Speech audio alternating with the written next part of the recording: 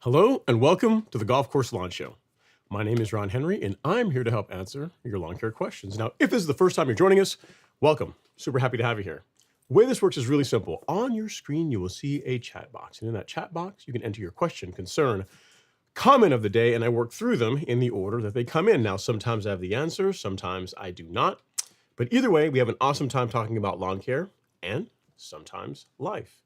Guys, we are exactly 1 week out, 7 days from the 4th of July. 7 days.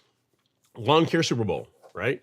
So tonight, one of the topics we're going to cover, in addition to all of your questions, is around some simple do's and don'ts as we get ready for this week. So if you're trying to get your lawn to peak and look its absolute best for, I think it's next Friday, which is the 4th of July, some things that I would consider doing, and then also some things that I would refrain from doing if you're trying to get your lawn looking the absolute best with only 7 days really left to get that figured out. As always, we're coming to you guys live on YouTube as our primary platform, but you can also get the show on Instagram, Twitter, and Facebook. So use whichever platform best suits you. As always, if you feel like supporting the show, we have a Cash App link that is available live and direct. And if you do that, I'll keep an eye on it and we'll be able to have you on the show as a sponsor if you care about that kind of thing. And yeah, so let's get into it. Let's get the show rolling. All right. First up, we have Mr. Gene DeWolf. He says, wow, great weather for Bermuda in Ackworth. I had to raise my rotary mower up from 1 3/4 inches to 2.5 inches in just 21 days. So I do not cut the green out. I mow every 3 days and do not use PGR. Yeah, I'm not surprised by that at all, Gene. I mean, in the last 2 weeks, we finally started getting some consistent heat, you know, where the daytime highs are in the 90s and not a lot of rain. So that combination of the additional heat is really causing the lawns to light off and really begin growing a lot faster. Today, I already did my growth regulator and liquid fert app for the end of the month, early July, because it's going to rain think starting tomorrow it's going to be raining in the forecast, if it's to be believed, for the next 3 to 4 days. So figure while I got good weather, some dry weather, go ahead and knock it out now. So again, the carbon kit, Primo and a new EZ, pretty much my liquid fertilizer stack all went down this morning. The plan for tomorrow is to mow and then do my granular fertilizer afterwards. Hopefully I can find a patch of dry weather where I can get my mow done, get my granular fertilizer out, get humic max out, and then we're good to go. Let the rain do its thing, and then I am done, as far as inputs to the lawn until like mid-July, right? So yeah, it is a fun time. I'm not surprised, again, with you not using growth regulator, your choices are a couple of things, right? You have pretty much two choices. You can raise the height of cut, which is the one you chose, or you can mow more frequently. And with you already mowing once every 3 days, raising the height of cut is really the more sensible decision. I mean, you could also use growth regulator if you wanted to. That's also an option. But outside of that, raising the height of cut is the easier way to go. So I completely get it. All right, next up we got Mr. Robert Rainey in the live stream. He says, "Good evening, everyone. What's going on, Robert? Hopefully you're doing well. I saw some pictures of you posted there in the Academy, Robert. See you getting your verticut done, which is nice. I like it. The lawn is looking sharp as always. You got to send some pictures, or send a picture if you want. We can show the folks how the lawn is looking after your late June verticut. Next up, we have question about Zoysia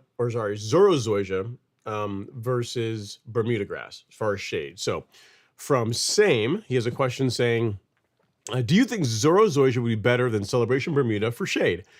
I currently have Yukon Bermuda in the shaded area, but it doesn't do great.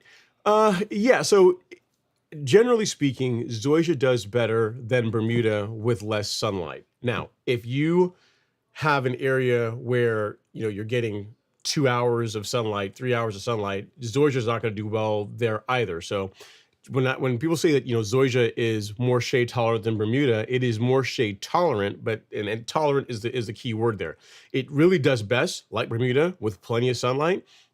If you had a situation where you're getting say 6 hours, 7 hours of sunlight every day, Bermuda is going to struggle to look its absolute best with that amount of sunlight, whereas Zoysia will do better. But again, there's a certain point where neither of them are really going to do okay. So the answer, unfortunately, Same, is it depends. It depends on how much shade we're talking about. But generally speaking, Zoysia should do better than Celebration or Yukon in a shaded part of your lawn. So hope that helps, sir. You're throwing out all these different options. Hopefully you're not deciding on whether or not you're going to rip out your existing lawn and then put Zoysia in. I would, an easy way to do it, an easy way to kind of ease into that, right? Could be something like if you could get like just a plot of Zoysia, and again, this is going to look kind of ugly, but it's less expensive than ripping out your entire lawn. You could pick an area that is where you currently have what do you have right now? Yukon, right? Cut that sod out, till that area, and take like just a small 2 foot by 2 foot section of the Zoysia you're considering and put it there and see how it does. Now this is, again, it's going to look kind of off because the Zoysia and Bermuda look very different, but if you want like a relatively low risk way to see, hey, is it worth going through the cost and headache of going through and doing a full renovation, you could put a little patch of Zoysia there, see how it does, and if it does all right, then you can say, okay, we're good to go. We can rip it all out, kill it off, till it, do all the things, and then replace your Bermuda lawn with Zoysia. But I would do some testing first if it were me, given the amount of time and expense involved in making that kind of a switch. So hope that helps. All right, next up, we have Navoris Smith. Navoris says, hey, Ron, send an email with a photo of my lawn. Do you think top dressing with masonry sand can help? Due to high demand, a good compost sand mixture is not available. Also, when using tuna cans or something similar, where should it be placed for accuracy, for best accuracy? So let me, let's see if I can find your pictures, Navoris. I didn't see those before the show. It's probably a me thing and not a you thing. Oh, there, I found it. Okay, so I'll answer the second question first.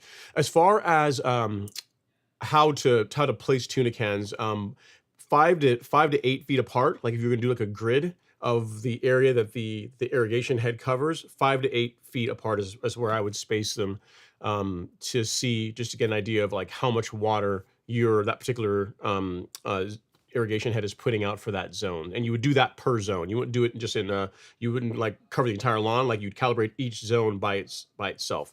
So, get this, the tuna cans, place them 5 feet apart or so throughout the coverage area of that zone. Run your irrigation, measure.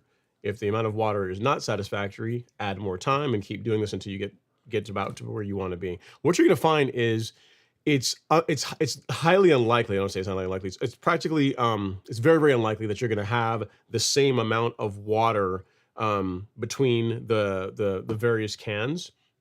So what you can do is you can say you put, I don't know, trying to make this as simple. So you put like 5 cans out, right? You do more than that. So you did 5 cans. You could measure the amount of water collected in all 5 cans and then divide that by the number of cans that you put out in that zone. And that will give you like a rough estimate, of about the amount of water that's in that the irrigation head is putting out for that zone. Does that make sense? So you put 10 cans out, you run them all, you run your irrigation for 15 minutes. So you get half an inch of water through each of them. That'd be great, but it's probably not going to happen. You may have one that gets like a quarter of an inch. You get one that might get like 5/8 of an inch, and the others are going to be in between. So you can then collect all the various cans, measure the amount of water that was collected in whole, in totality, and then divide that amount of water by the number of cans, the number of sites that you were collecting from. And that's going to give you a rough estimate as far as how much water the irrigation head is putting out in that area. So it's an easy way of doing it. All right, so we got your next question, which is, goodness gracious, seen better days. Okay, so your lawn, you said, is struggling. You said you're under water restrictions, from what I'm seeing here in your email. And the question is, do I think that top dressing with masonry sand can help? I'm gonna say no, but I'll show you guys. What he's working with. So mind you, he is, I forget what part of the country. You said you're in Texas somewhere? Yeah. So you're in Texas, Central Texas. You can't irrigation irrigation regularly due to water restrictions, which is a common theme this time of year in Texas. And this is what your lawn looks like. Okay, so that lawn is definitely stressed. There's a lot going on there, man. I'm not sure what the big bright green, like the nuclear green that's in the background is. It's almost like it looks like a different type of grass or something. But the answer to your question, no. With a lawn that looks like that is already stressed due to not being able to water it regularly. I'm not sure exactly what your feeding program is, like what you're using on it and whatnot. But no, like adding top dressing on top of that, which if you're doing it right, you'd aerate and then top dress. It's just going to be another stressor to a lawn that's already, not doing great. So if it were me, no, I don't think that a top dress is something that I would do to a lawn that looks like that, especially given that you're not able to water, right? So a big part of helping the lawn recover from top dressing is being able to water for at least for the first few days afterwards. And if you can't like water, 3 days in a row, and you're not getting a lot of rainfall, depending on where you are in the country, then you're just adding more stress to a lawn that's already, again, just looking at the picture, it could be doing better, is what I'm trying to say. So for me, no, I wouldn't top dress it this time of year. So what I'd say is if we could go back in time, or we can even plan for next season, unless you're going to get a bunch of rain here in the next couple of weeks, is I would plan for your top dressing in like the late April, May timeframe, when in general we tend to get a lot of just rainfall. So, even if you can't, typically your water restrictions aren't going to be as big of an issue in late April, early May for starters. And then we also tend to get a lot of free water in that time of the year. So for me, if you're planning on doing any kind of leveling, I would move it to it, later or a bit earlier in the season. So late spring, early summer, like again, late April, May timeframe is what I would do given the challenges you have with not being able to water this time of year. So hope that helps, sir. Sorry you're dealing with that. But no, I would not. I wouldn't add top dressing on top of everything that's already going on with the lawn. All right, next up is Mr. Jackie Bear. He says, "Happy Friday, everybody.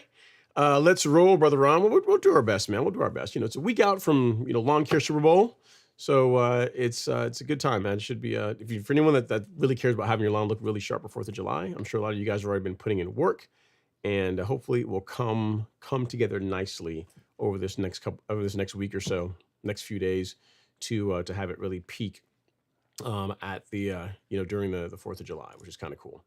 All right, so guys, one of the things I want to share with you guys before I go on to the next question is you guys would know we did a survey uh, 2 weeks ago, I believe it was. That was completed. We got the results, pulled all the data together, and then put out this post. It's not a blog post, actual page, so it won't get like buried as more and more content comes in.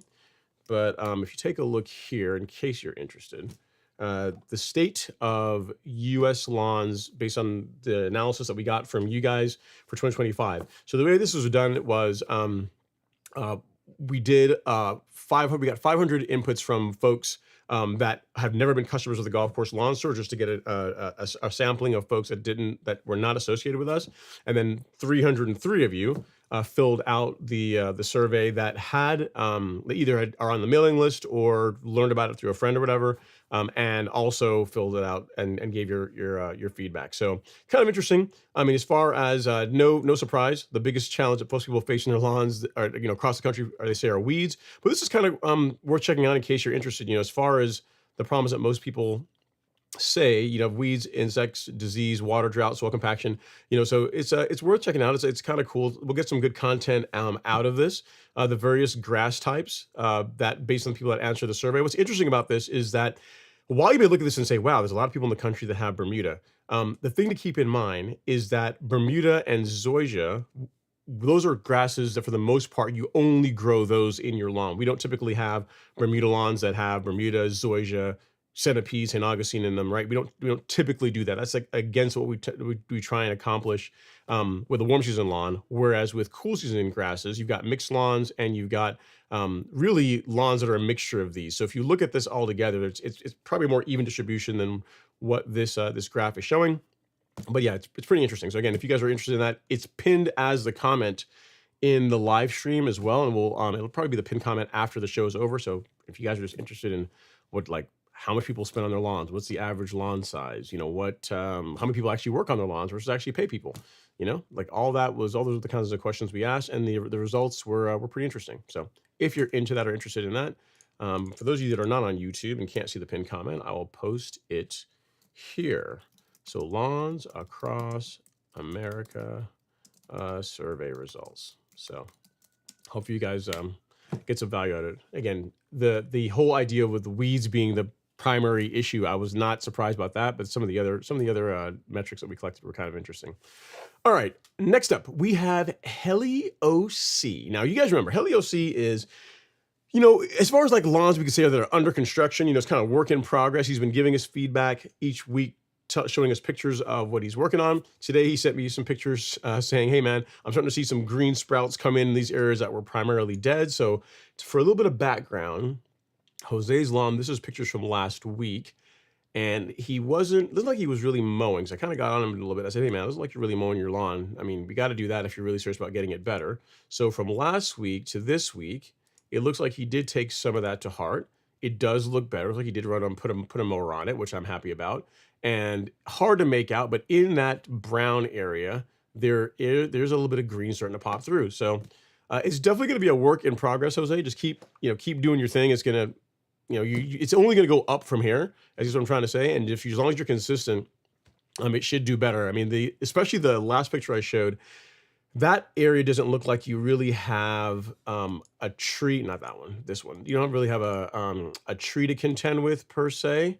So I'd be shocked if this doesn't come in and start looking really good. But again, like along with good nutrient program, regular mowing, granted, there's not a whole lot to mow yet, but once it start growing through, regular mowing is going to be really important to really stimulate that growth and get the lawn looking its absolute best. So thanks for sending the pictures, man. Really appreciate it.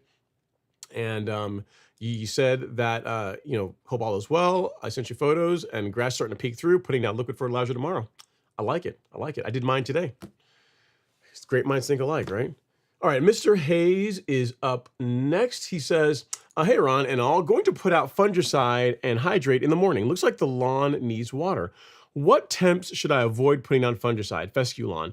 Most fungicides don't really have temperature restrictions per se, Mr. Hayes. What I would say is just like with any other application you're doing, I would do it in the morning or in the evening if you're doing any kind of sprays. So like, for example, my lawn, I was up at 6:30 this morning out spraying the lawn, mainly because it's not hot then. There's lots of dew on the lawn. I can see where I'm walking, makes it easier to do a good job as far as getting a nice and even coverage. So I wouldn't be too worried about like where the temperatures are going to go throughout the day, but in the morning is when I would get out and apply your fungicide. And if you can run irrigation afterwards or run a short cycle to kind of move it down into the soil, that would be good too. Or if you can also time your fungicide app as far as around when you expect rain. I don't know if it's going to rain tomorrow or not, but if that's the case, that's also advisable. So hope that helps, sir. Again, yeah, fungicide, typically not a huge, not one of the temperature is typically not one of the concerns when it comes to that. Same thing for like insecticide.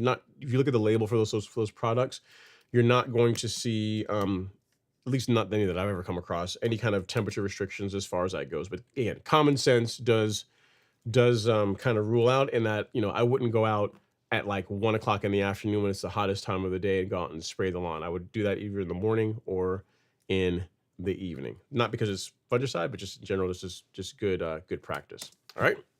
All right, next up is Greg Lyon. He says, hey, Ron, I sent you a few pics for tonight showing a patch of grass that just will not grow this year. It gets full sun all day and plenty of water fertilizer. Should I rough it up and add sand? So I got the pictures, Greg.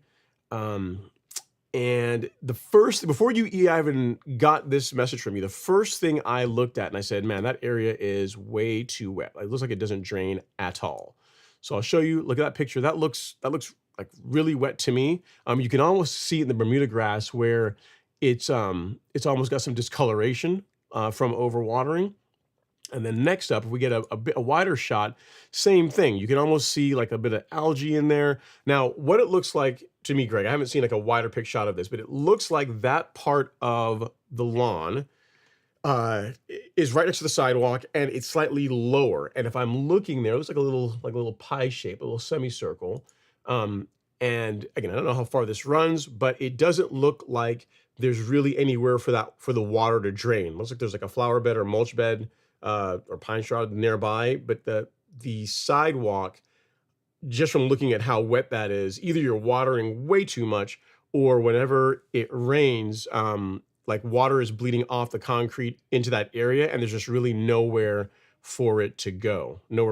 So again, it's hard to say because I don't have like a side angle. You're like kind of looking down at it, but it looks like to me the first thing that popped in my mind when I saw those pictures is too much water. The area is just not drying out.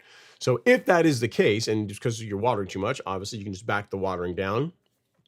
Or what you can also do to help with the area with drainage and just with water infiltration in that area is to top dress it. So if you can do a core aeration of that area and then do a blended mix of some sand, if you want to do some masonry sand and compost, I think that would do a lot for helping to improve the drainage. But again, just looking at the picture, the first thing that jumped out at me is that the area is just staying way too wet. And if that happens, you are going to have problems with Bermuda grass doing well. Bermuda likes water. It does like water, but too much is not good. It's gonna create a problem. So hope that helps. Again, I don't have a great picture of like from the side to be able to see how low it is, but just looking at the pictures one more again. Again, now this looks really wet to me. And then second, if you look here, it looks like it's just below. It looks like it's lower than the sidewalk. Another reason why I think that, if you look at the grass along the sidewalk, like the little patch of green that's like right against the sidewalk, the fact that you're not able to mow that, it looks like it's a little bit taller than the rest of it, also leads me to believe that the grass is lower than the sidewalk. Because if this is the sidewalk and this is the lawn, it's going to be really hard to get a mower right up against that. You have to use a string trimmer. And so it looks like, just again, looking at the pictures, that area, there's like a little line of grass that's taller than the rest of it, which again, kind of leads me to believe that water is ending up there and doesn't really have anywhere to go. So hope that helps, sir. Sorry you're dealing with that, but this can be corrected. And I think you're just the man to do it. All right. So hopefully it's useful. If you need anything else, don't hesitate to reach out. All right. True Gator Fan is up next. Says, happy Friday, Ron and Turf Talk gang. Ron, I spot sprayed Celsius single packet at high rate last Saturday, and I'm seeing some yellowing in the lawn. Is that normal? Common Bermuda. It can be. It can be. I mean, depending on how heavily you spray the area, like in that video where I show I'm spraying Celsius and Certainty, it was done around this time of year. Actually, it was done in July. I picked the hotter time of the year to use that combination and to make that video because I wanted to show that if you spray it at the correct rates and you don't, let's say, if I can actually show you an example here. Say like this soil test kit is a patch of weeds that we're going to spray, right? If you make one even pass across, so you're moving at a reasonable pace to where you're just kind of lightly painting the leaf with the herbicide, you really shouldn't get a lot of discoloration. Where folks run into trouble is where they go back and forth. They go like, this is the patch of weeds, and they go back and forth, or they slow down and go real slow, make sure I get it soaked nice and good. And if you do that, you are likely going to have some discoloration, some mild discoloration of the grass in that area. Is it going to kill it? No. It'll bounce back in a week or so, a week or two, it'll come right back.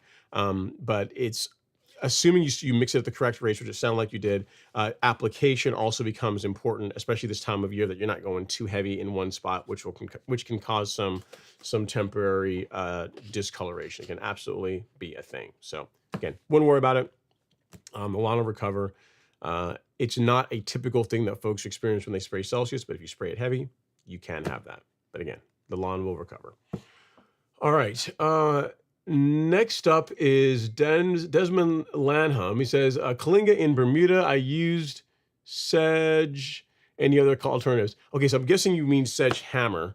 So you have Kalinga or Sedge Hammer, really any sedges in Bermuda. While you can use Sedge Hammer, what I would go with, my personal favorite herbicide for controlling sedges in Bermuda grass lawns is Certainty. So if you go to the Golf Course Lawn Store, hey guys, and by the way, we just reskinned the homepage. We got some feedback. We sent out we asked a couple of people, sent out some feedback, and got some back as far as like some of the pain points you guys have about using the homepage. So we try to make it better.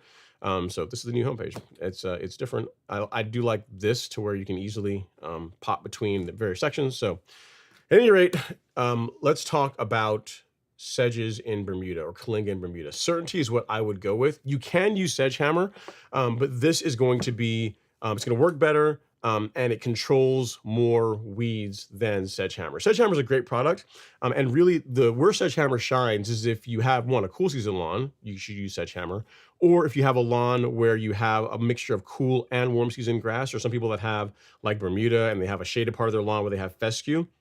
In that case, Sedge Hammer also makes sense because you're only really buying one herbicide. But if you have an only Bermuda lawn, there's not really a scenario, in my opinion, where I would ever use Sedge Hammer over Certainty. I mean, it controls more weeds, also controls Poa annua, which is kind of nice. So, heaven forbid you have some of that in your lawn come February timeframe. This can also knock that out. This is what I would go with. As far as rate, I think the label calls for like 0.75 ounces per acre. So that's like 3 of the small scoops that the product includes. This is what I would use along with surfactant. So if you already got surfactant, then great. If not, we have a kit that has Certainty, surfactant, and a spray indicator dye, just so you can see where you're spraying and your coverage is nice and even. This is what I would use. You'll be happy with the results you get against Kalinga and or other sedges in your lawn using Certainty. So hope that helps, sir. I'll throw a link here in the chat for you, Desmond. And if you need anything else, let me know. So we'll do the Certainty kit. All right. So that's what I would go with. So and the thing you'll also find with Sedge Hammer is that it's slower to work than Certainty. Sedge Hammer will work. It's just a lot slower, noticeably slower. So if you give that a shot, and again, I think you'll be pleasantly surprised with the results that you get. All right. All right. Next up is Mr. Michael Thomason. He says, "Hey, Ron. Evening. I sent you a short vid of the Tahoma 31 going in on 6/25, so 2 days ago. Nice. I like it. What should I be applying while waiting on the 2-week time before mowing it for the first time?" So we got to show the folks, first of all, what you're working with, what your project is looking like. All right, so this is Michael Thomason. This is the video, first of all. I'm running some heavy equipment on there, tilling up the lawn. Looks like the grass has already been killed off. They're tilling it to get all the trash out. You can see the guys in the background raking all the Bermuda grass out. Right, so I like that. And then next, couple of pictures. This is what we ended up with afterwards. I think post-tilling and then still raking. And this is how the lawn looks now, where he has got the Tahoma 31 put in. So looking good, man. Overall, looks like they did a pretty good job. I don't know if they rolled it or not, but I mean, that's something that I would absolutely do, Michael. So if you have a reel mower, they're actually really good for this. You can, I mean, obviously disable the cutting head. Don't go out there and actually mow the lawn. But if you can, you know, you're watering it a lot right now. After watering it, if you want to run the reel mower over it, again, not with the reel turning, you're not cutting the lawn, you're just using the weight of the mower to help roll it. And again, this is especially true if you have a mower with a rear drum. If you have something like a True Cut, I mean, it'll help, it'll be okay, but it's not going to work as well as a mower that's got a big rear drum and a big front roller, because then you're, you know, you don't really have any hot spots. You're not going to put ruts in the lawn like a True Cut likely will. So if you got a mower like a Greensmaster or any greens mower, like the Revolution from Reels Rollers, like one of those type mowers, that would be good as like a, you know, like a poor man's way of like rolling the lawn and really helping improve that contact with the sod, with the underlying soil. Outside of that, what I like to do, not strictly necessary, but I think it's cheap insurance, is to do a fungicide app. I'm not sure if you did that as part of the sod going in, but given the amount of water that you're going to be putting on the lawn regularly to really not have the sod drought and help it root in well, just a fungicide app is relatively inexpensive insurance. Outside of that, not a whole lot before your first mow. Just kind of wait, be patient. You know, as far as fertilizer, I imagine you did that when the sod went in. And then as far as like just resuming your program on the lawn, as far as like spoon feeding it, granular fertilizer, all that, I would wait 30 days after the initial app. So on my lawn, the Zoysia lawn, that's what I did for the granular inputs. Like the second one was 30 days afterwards, and the lawn came together really nicely from that. So yeah, enjoy it. Just, I know it's tough to sit on your hands and be patient, but I would. I mean, overall, they did a pretty good job. It looks like it came together quite nicely. So I would just be patient. And if you have a reel mower that you can roll the lawn with, that's pretty much the only thing that I would do. Again, rolling it, not mowing it. So just have the reel disabled, and you're just using the weight of the mower to help improve that soil contact with the new sod. Should be pretty awesome, man. And then you're off the races. We're late June. So you still got plenty of time. It should root in nicely, and I think you'll be happy with the Tahoma 31. Hopefully, they did a really good job getting all the existing Bermuda out. I saw them they were tilling it. It looks like they were the guys in the background were doing a good job raking as much stuff out as they can. So hopefully, they made multiple passes, raked as much of the old grass out as possible, so you minimize breakthrough of the old grass into what's about to become that gorgeous Tahoma 31 lawn. Thank you for sending the pictures. Really appreciate it. Okay, next up is Ray Ross. He says, hey, Ron, Bermuda lawn, and I do split treatments of spoon feeding, 1st and 15th, Primo, and a new EZ. If I do half an ounce of Primo and 2 ounces of a new EZ, is this the correct rate? Yeah, if you're doing that, if you're spraying that over 4,000 square feet, that's spot on. That's exactly what I'd recommend. So yeah, as long as you're covering 4,000 square feet with 2 ounces of a new and half an ounce of Primo every couple of weeks, that should work quite well. On the topic of rates, actually, I'll share two things with you guys. The first is, you're kind of wondering, how did Ray get these numbers? Like, where did he pull them? Did he just kind of like put his hand up in the air and they just came out of the ether? Like, where did he figure out those rates? So we have a blog post all about plant growth regulator. This is the one that he probably referenced. If you go to the Golf Course Lawn Store, it talks about how plant growth regulation can make your lawn thicker and greener. And if you are kind of on the fence about why PGR is awesome, you can read through this. But if you're like, nah, I'm already convinced about it, just give me the good stuff. So you roll down here, it'll tell you briefly about the way that I like to use growth regulators, which is to spray every 2 weeks instead of once per month. And to do that, you have to take the label rates, cut them in half, and spray every couple of weeks. So this video shows that and walks through that process, or you can just jump right to reading. And this gives the split application rates for Primo Max, the split application rates for a new EZ. And, given that he has Bermuda grass lawn, right? So the split application rate for a new is half an ounce, 0.5 ounces. That's really on the low end. So if you multiply that times 4, that gets you 2 ounces, which is exactly what he's going with. So you're good to go, Ray. Hopefully it works well for you. Just make sure you make a nice even application. Don't get too heavy-handed, and you should get great results. So for any of you guys that are looking to check out this blog post, this is it. We'll call it, let's see here, PGR blog. Blog post. And then as far as spoon feeding, we've recently updated the spoon feeding blog this week. So if you go to the Golf Course Lawn Store and you go to resources and blog, you will come here. Our new blog post today is around iron, like fixing, if you lack of iron in your lawn, some options for doing that and getting a good result. But then the one I'm talking about really is spoon feeding, which is what Ray is doing, right?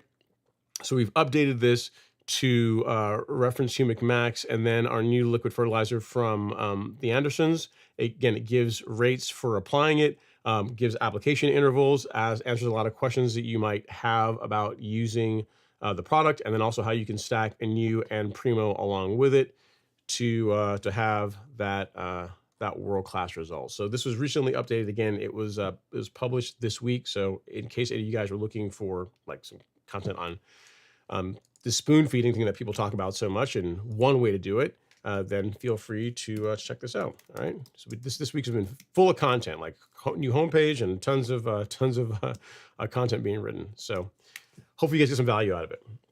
All right. Next up, let me save this for a really quick, Ray, because I'm sure other folks are going to have it, and you'll have the privilege or horror, I guess, depending on your perspective, of being a short. All right. Okay, next up we have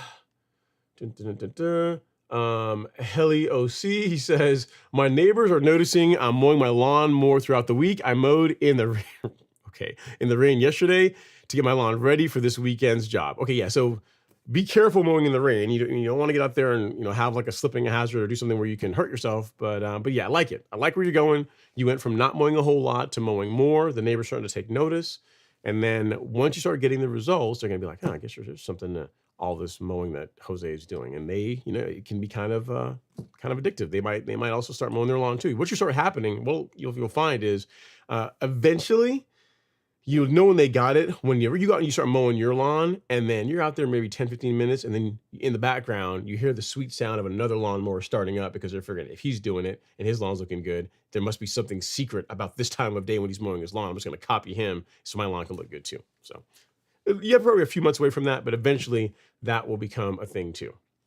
All right, next up is Jared George. He says, Ron, is it possible for Bermuda to grow so fast, even at 5/8 height of cut, that the top of the canopy can get so thick that it shades out the leaves under? I'm mowing every other day now instead of every day.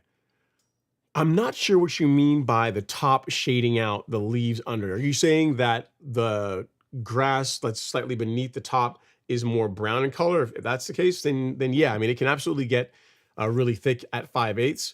And as a general rule, Jared, the more frequently you mow it, the tighter it's going to get, which is why we always tell folks that, once you get past really the end of May, you're going to want to do something to thin the lawn out. Verticutting is the preferred way of doing it because you're able to thin out the lawn without making it look too ugly, like can happen when you scalp it. But if you are cutting at 5/8 and you've been at 5/8, all season long, and you've done nothing all season to thin the lawn out, one, you're going to start having scalping in areas you didn't before because the more is going to begin to kind of float on the surface. And then second, you will see some of the discoloration that you're talking about as far as like the leaf that's growing a bit lower being shaded or hidden by what's above it. So all of this can be fixed with verticutting, and which is what I would recommend. If you do that, it'll clean up a lot of that debris out of the lawn, kind of give it a mild reset. Your mow is going to be better. The color is going to be better. It is more work, but it's what I'd recommend if you really want your lawn to look its absolute best. And given that you're already out there every other day, at 5/8, you can do a verticut just one time in a month, and it'll make a big difference. So hope that helps, sir. Mowing every other day, given that you're at 5/8, I'm not surprised by that because it's starting to get hot now, and Bermuda's really beginning to grow a lot faster. All right, Alexander Lee, the Alexander Lee has entered the chat. What's going on, man? He says, good evening, everybody. For those of you that don't know, Alex is my neighbor next door. His lawn was the one that was featured in the Fix My Ugly Lawn series from, was it 2020 or 2021? It's been several years at this point. But yeah, he's still out there regularly mowing his lawn. I think he was out there mowing yesterday. He's still keeping the lawn looking tight. So yeah, you've got a celebrity in the live stream coming by to kind of see the questions, just kind of hang out with you guys for a little bit. All right, next up is Dan Sutton. He says, hey, Ron, from Southwest Kansas, new to the lawn love game. Welcome. We have lawnmowers and string trimmers and fertilizer. We got lots of toys. Welcome. Along my fence, I had too much shade, got rid of the trees, and Bermuda is creeping over there. Can I apply a fall pre-emergent if the area is not full? Yeah, you can. Just be sensible about the rates, Dan. As long as you stick to the recommended application rates, you really shouldn't have a problem with that. So yeah, I would absolutely do pre-emergent, because what you'll find is if you had a tree there, you pull the tree out, you've got some bare dirt where Bermuda is, now that it's got plenty of sunlight, it's kind of marching its way across to the bare dirt, as Bermuda is prone to do. If you leave that bare dirt without any pre-emergent on it as we go into the fall or winter times, to say the Bermuda doesn't fill in all the way by then what you're going to be dealing with is you have an area that is just like a perfect breeding ground for weeds to kind of grow in and just kind of become kind of a bit of a headache. So yes, I absolutely would do pre-emergent. Again, just be sensible. Make sure you stick to the labeled application rates for whatever product you happen to be using.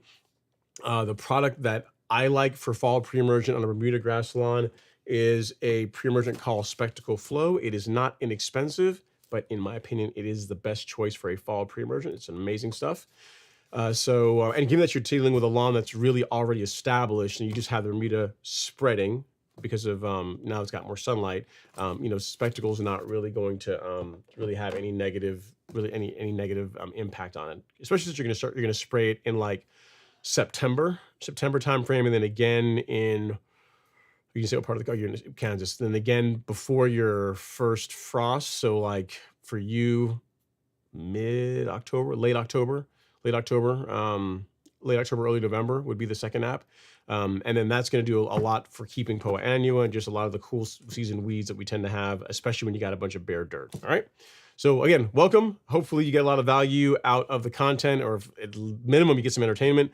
We have the live stream, but also there's tons of content that gets written on the Golf Course Lawn Store. So feel free to check out the resources section. We put a lot of content, a lot of work into that as well to help folks out. So if you have any questions, don't hesitate to reach out. All right, Jamie Reese is up next. He says, I have 5 yards of top dressing sand/compost that I'll be putting down on my emerald zoysia in Charlotte over the 4th of July weekend. Okay. I'll be cutting low and aerating right before. Recommendations? Okay, great. So this is a good question, Jamie, and this is kind of a good segue into one of the talking points I wanted to have about how to get your lawn looking its best for the 4th of July. We're almost an hour in, so it's a great time to do it. So first, to answer your question, as far as getting ready for top dressing, what I would do is I would aerate, which you're going to be doing, mowing the lawn a bit shorter, so reducing the height of cut. Assuming you're cutting above, say, 3/4 of an inch, like that makes it easier for working the material in. So if you want to reduce the height of cut a little bit to make it easier to work the sand in, absolutely like that. And then what I say is I would reduce the height of cut if you plan to do that, aerate, and then if you're going to be doing any fertilizer or biostimulants, that's a great time to do it. So I'll show you or tell you what I do whenever I top dress. So after aeration, a great stack is to do a granular biostimulant like carbonized PNG, because at that point the lawn is all opened up, the soil's opened up. As far as granular fertilizer, they need to get into the soil to work. So after aeration is a great time to apply those types of product. So carbonized PNG is what I would do, followed by a fertilizer like Humic Max 1608. This is a great all-purpose fertilizer. Assuming you don't need phosphorus based on your soil test results, this would be a great choice for a fertilizer to use prior to your top dressing project. So mow lower, which is what you're going to do, aerate, then do whatever soil-based inputs you want to do, such as like a granular biostimulant like carbonized PNG and a fertilizer like Humic Max.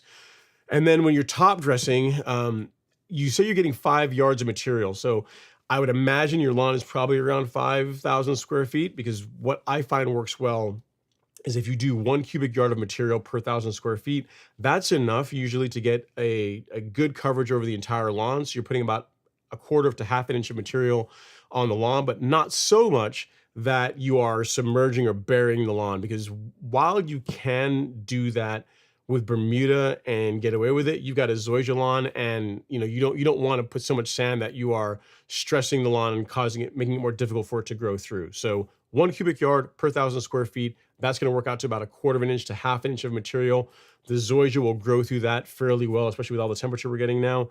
And then you're good to go. Once you're done with the top dressing, what I'd say is the days following the top dressing, water. So for the 3 days afterwards, water to help the sand settle.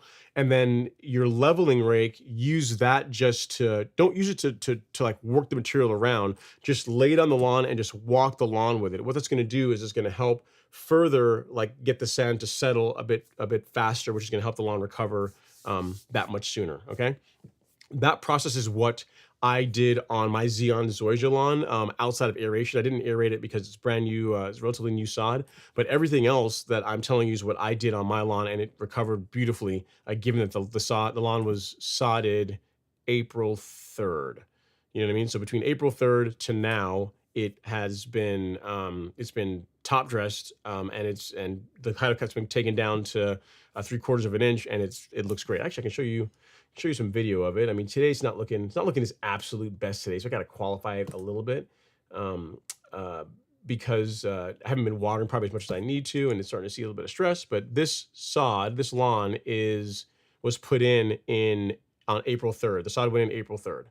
So overall, I mean, not bad. If you look at it, you can still see some of the lines where it's growing in, but it's already been top dressed, and it's done really well this season. I'm very happy with it. So that's the one thing I would tell you, Jamie. Don't be too aggressive with the amount of material you put down. You'll read on forums, you'll look on like different parts of the internet where people will say, beach the lawn, you shouldn't see anything. It should be like just a sand lot. I would not do that, especially on a Zoysia lawn. Bermuda, you can get away with it. But we had a viewer here, I don't know what was his name?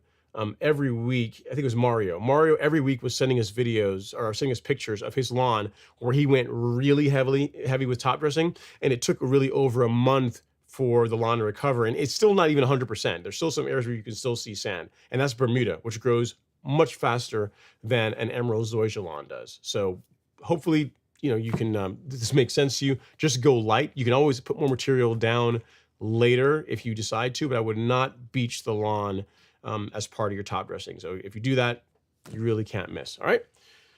Hopefully that helps, sir. So great question. And now that's a great segue into, again, one of the talking points I wanted to cover as far as, but the 4th of July, a week out. So week from today is July 4th. If you want to get your lawn looking its absolute best between now and then, what are some things you can reasonably do that are going to improve the appearance of your lawn? The big thing, and this really doesn't cost you anything but time, is to increase your mowing frequency. So say you're mowing right now, once a week, not great, twice a week, better. What I'd say is leading up to the 4th of July, so you got company coming over, you can increase that mowing frequency to say every other day. So just whatever you're doing, do a bit more of it. Add like an extra mow or two within the next 7 days. That is going to give the lawn a nice tighter appearance. It's going to look better if you're cutting it more frequently. The other thing, as far as inputs, as far as getting a bit more color, is 3 days before July 4th. So you have company coming over, you can do a foliar iron spray. So like a micronutrient that has iron in it is something that I would recommend. Like that is going to give the lawn a nice pop of color. The reason why I say 3 days before, because within 3 days, you're going to see, that's all it really takes for the lawn to really light off and you start seeing a visual color response from an iron input. So an option that I would use if I were doing this, there's tons of them out there, but this is one that we carry. If you go to the golf course lawn store, you go to shop and then lawn fertilizer, you will see our micronutrient, which is right here. It's got fulvic acid, humic acid in it, and it's got 2% iron, which is plenty to give your lawn a nice pop of color. So really, as far as dues, the things in the dues column between, with 1 week out, if someone's came to me and said, hey, Ron, look, I want to get my lawn looking its absolute best. I got company coming over in 7 days. What can I do? I'd tell you, mow your lawn more frequently with sharp equipment. Make sure your equipment's in good shape. So if you haven't checked your mower all season, you haven't, check the reel mower to make sure it's cutting paper all the way across. Make sure you do all that and just increase your mowing frequency over the next 7 days. And then 3 days prior to the big show, so let's see, 4th of July is Friday, so that'd be like Tuesday-ish, you could do a liquid iron spray, like our micronutrient, and then you're good to go. You know, it's going to look as good as it's going to look, given that you only have 7 days to work with. Now, let's talk about some don'ts, some things that I would not do with only 7 days out. Some don'ts would include if you've never used plant growth regulator, right? So say you've heard about, PGR, you've heard about like Primo and New EZ and how these are magical elixirs that will do all kinds of incredible things for your lawn. If you've not been using PGR up to this point, this week is not the time to do that. I would not introduce growth regulator in late June, early July, some of the hottest times of the year when you want the lawn to look its absolute best. Technically, could you do it? Yes, but if it's the first time and if you're not comfortable with using growth regulator, and you go a little bit heavy, you are going to get some discoloration that could make the lawn look not great on July 4th. So I would not introduce growth regulator if you've not been using it throughout the season. Now, if you're someone that's been spraying growth regulator since April and your time to spray it again, like for example me, like today I sprayed a New EZ and Primo, right? 7 days out, I did that. But my lawn's also been under regulation for several months now. I would not introduce PGR this week if you wanted to look its absolute best leading up to the 4th of July.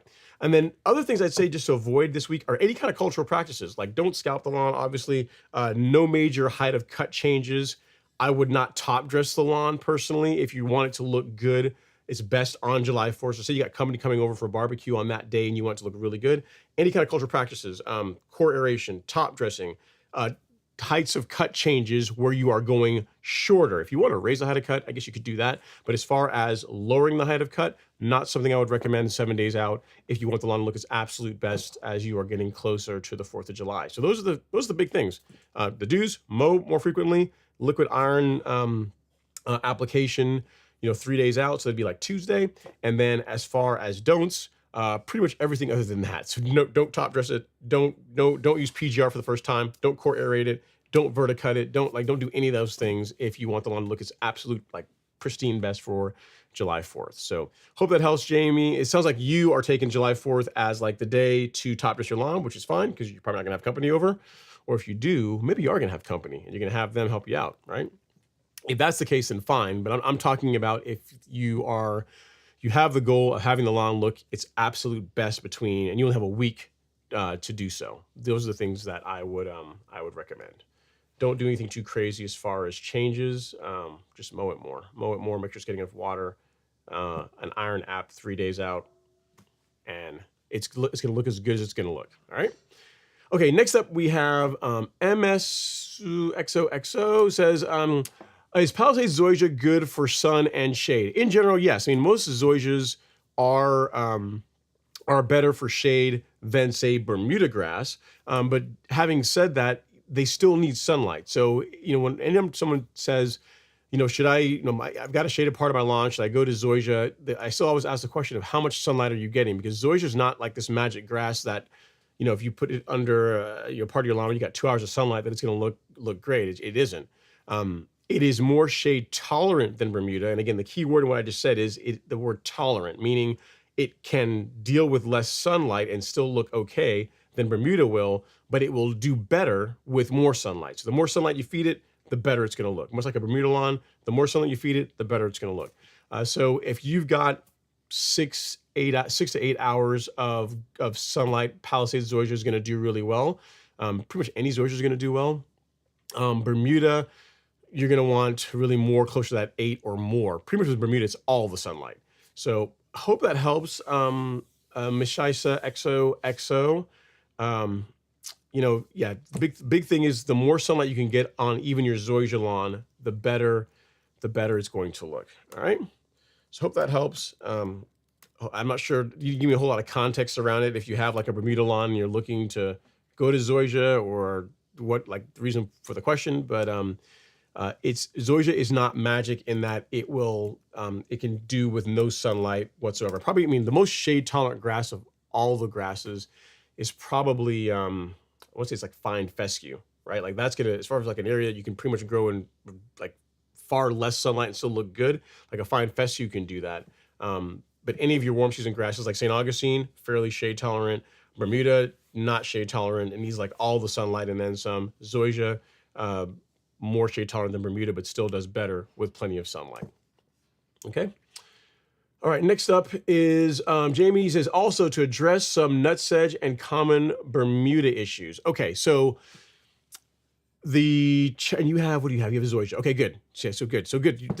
I got you, Jamie. Got you. So as far as controlling sedges in your Zoysia lawn, what I would, I mean, actually, you could use recognition for all of it. It's a more expensive way to do it. If all you're doing is sedges, then I would say go with certainty. I would go with this, this herbicide. So this guy right here, this is the herbicide that I like to use for sedge control in warm season turf grass. For controlling Bermuda in your Zoysia lawn, there is a kit that we have. So if you go to shop and then weed killer, you will come across this from the mad scientists at Syngenta. It's a combination of 2 herbicides, Recognition and Fusilade 2. New for this week, so this is something we got also released this week. Before, you only used to be able to get Recognition and Fusilade in larger sizes, so enough for covering over an acre, so like 58,000 square feet.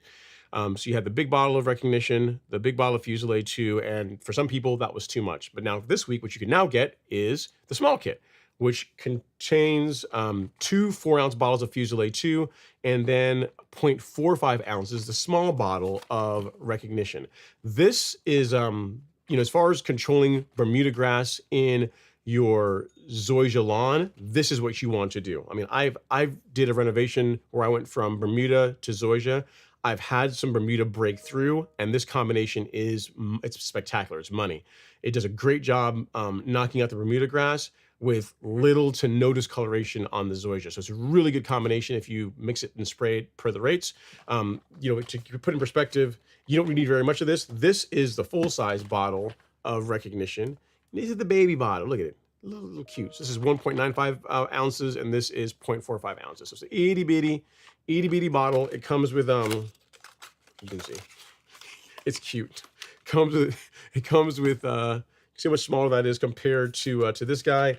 It comes with a measuring cup. It's kind of like you don't get a spoon because the box is so small, a spoon wouldn't actually fit in there, but you got like a little measuring cup that they include along with it. I don't know if I can show you guys this, but in here they have labeled, yeah, you can see there if it comes in, they've got labels for like, 0.45, 0.0, 0.03 ounces, which is the correct rate per 1,000 square feet when you're mixing Recognition and Fusilade. So it comes with everything you need to be able to do that. That is what I can use.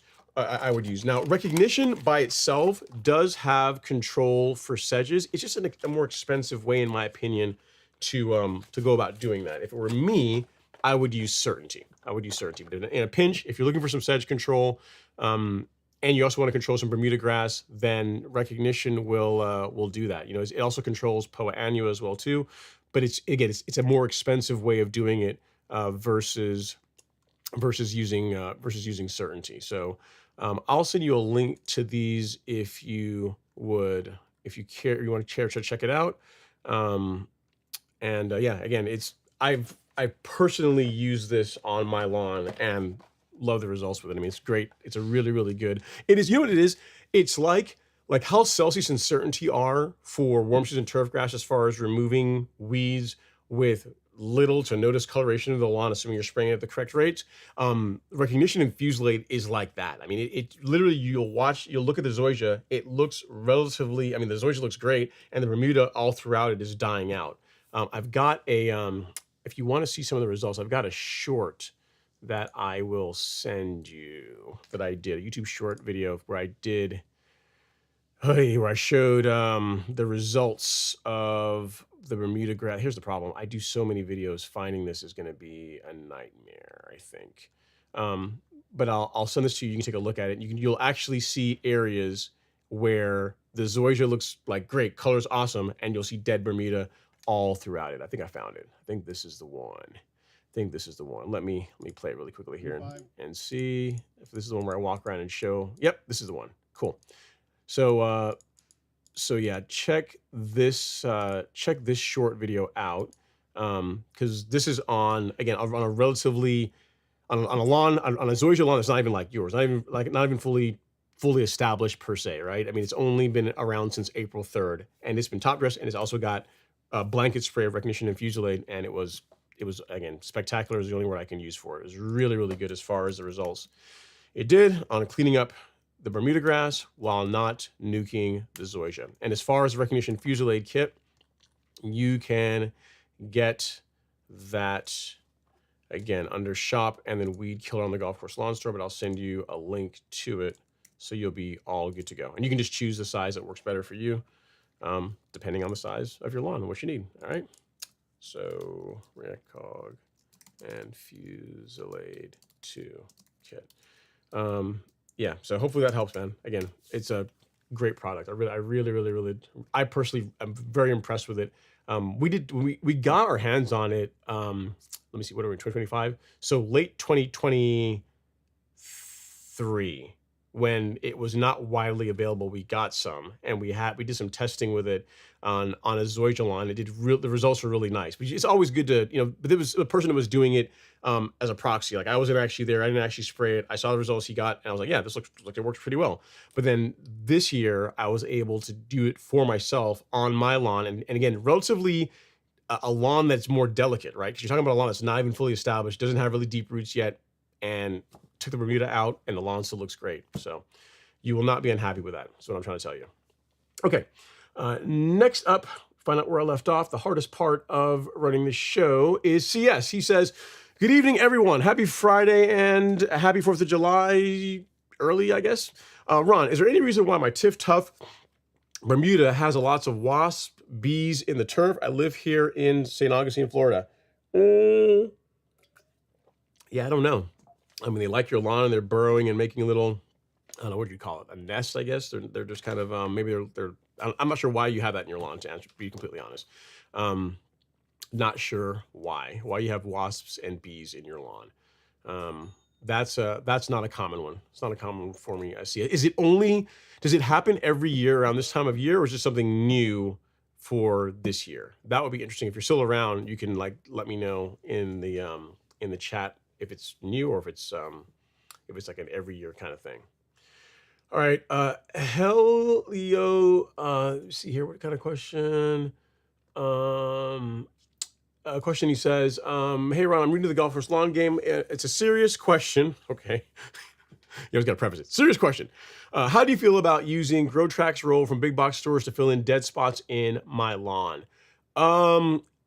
So I'm usually not a huge fan of like divot repairs and those types of products, because they tend to be blends of different grasses. So if you have first of all, I'm not even sure what they even use in that, but a lot of them are designed for use on like cool season lawns, right? So they'll have like some fescue in there and a mixture of grasses, which are probably not going to be appropriate for your lawn.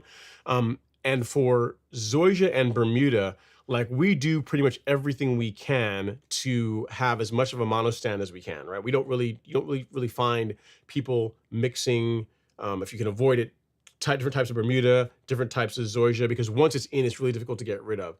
The concern I would have with one of those those types of repair type products is you're going to be introducing a different grass than what your lawn currently has. So for me, I would say no. I personally would not do that. Here's the thing, man. I mean, patience is the order of the day. You're doing a lot of the right things. You're starting to mow more. You're starting to feed the lawn. You're doing all the things, and you're already starting to see some results. You're starting to see a bit of green grow through in areas where there was none before.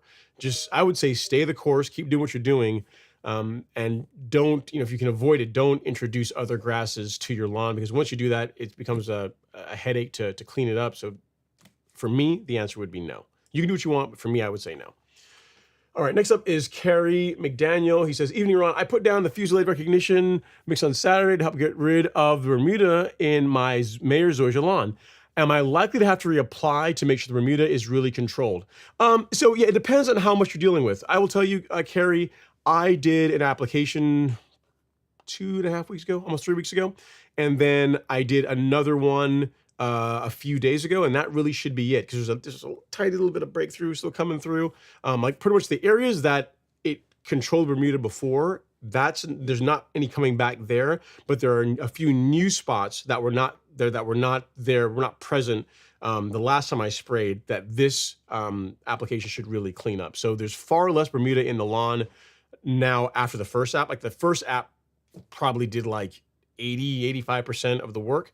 This second app is really just like cleanup duty to kind of knock out the rest of it. And that really should be it for the year. So if you sprayed last Saturday, by this time next week, you should start really seeing the Bermuda yellow up really nicely and begin dying off. And then you can do another application, at that closer to that 3 to 4 week mark if you need to. But yeah, the product absolutely works, and you really shouldn't see very much discoloration in your Zoysia, assuming you're spraying it at the correct aeration. You're not doing any kind of heavy overlaps or anything like that. All right. Again, next up, we got Mr. Jason Harrison. He says, just got back from 8 days of teaching at HPE Discover. Says, PGR is a godsend. If you still haven't bought in, you really need to. I would agree with that, Jason. I always say there's life before plant growth regulator and there's life after it. The thing I would say though, it works better, and you get really all the benefits of growth regulator if you start it earlier in the season. So right now, if you use it, the big benefit you're going to get is you're going to have reduced mowing, right? The grasses are going to grow as quickly, so you don't have to mow as often. But if you start introducing growth regulator, earlier in the season, before seed heads are a problem, so before it really starts to get hot, so like April-ish time frame, what you're going to find is, yeah, you're going to have to mow a whole lot less in the month of April, but a big benefit is when the temperature begins to swing and get hotter and everyone else's lawn is all covered up in seed heads, you're going to have far, far less. You're going to have like a drastic reduction in seed heads in comparison to people that do not use growth regulator. I've got, if I can find this picture, Devin, who is he's a greens, superintendent, golf course superintendent from that was on the show last week, shared a picture of his lawn where he did some testing, right? So he's got a Kentucky bluegrass lawn, but and you say, well, I don't have KBG. Why is this relevant? It's relevant because it still shows what happens, the effect that growth regulator has on seed heads. Okay, yeah, this is the picture I wanted to show you. Okay, so if you look at this shot here, right, where the white hashes are, that is an area of the lawn where he did no plant growth regulator at all. He had his own little concoction that he did. He did no PGR. And if you look around it, look at the grass, look at the Kentucky bluegrass around it, you'll notice that it's relatively clean. And inside the hashes, like inside the little square there, you can see the lawn looks kind of, it looks like discolored and light, kind of pale. And the reason why it looks like that is because that's all seed heads. So you can see if you ever needed any evidence or assurance that growth regulator absolutely does work for reducing seed heads and really can help with the appearance of your lawn like this, I don't know what else you'd have to see. I mean, you can see the areas around it clean, looking really good. You can see the stripes in the middle covered up in seed heads, and the only difference is that section did not get any plant growth regulator. Everything else around it got PGR. I think he said he started as early as like late March is when he started doing growth regulator, and the proof's in the pudding, right? So there's a ton of benefits to it. Even if you start now, it's still fine. But I'd say if you're really going to get on that PGR program, start earlier in the season. That's when it really shines, because yes, you'll get the reduced mowing, but then all of the negatives, a lot of the negatives that people deal with as it starts to get hotter, like a lot of seed head pressure, you're going to see a lot less of that if you use PGR. So hope that helps. Thanks so much, Jason. I agree with you. PGR is a good godsend. Gave me a chance to go off on a little tangent there, but yeah, I agree. Speaking of Devin, here he is. He's in the live stream. He says, "What's up, Ron? Looking forward to getting some good turf talk. Hope everyone is having a good luck getting their lawns ready for the 4th of July. Yeah, man. I was telling everyone it's go time. We got 7 days out now. Increase your mowing. Little iron app. Make sure your watering is on point. Don't do too much of the water, but just make sure the lawn stays well hydrated, and it's going to look as good as it's going to look 7 days from now." Ray Ross says, "Forgot to include that it's per a 4-gallon mix for 4,000 square feet." Yeah, I figured that as much, Ray, given the numbers you're giving me, your question you had on PGR. I figured that it was over 4,000 square feet.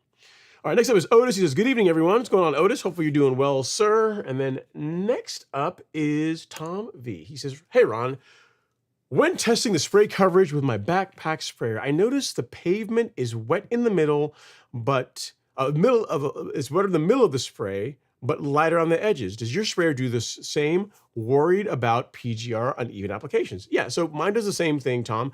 With the fan tip, the area in the middle, yes, you do see there's more volume that goes there versus the ends, and the way I manage that is with light overlaps. Keyword is light. So I should have done a video this morning to actually, no, I'm not sure if I videoed. I may have. I didn't post this.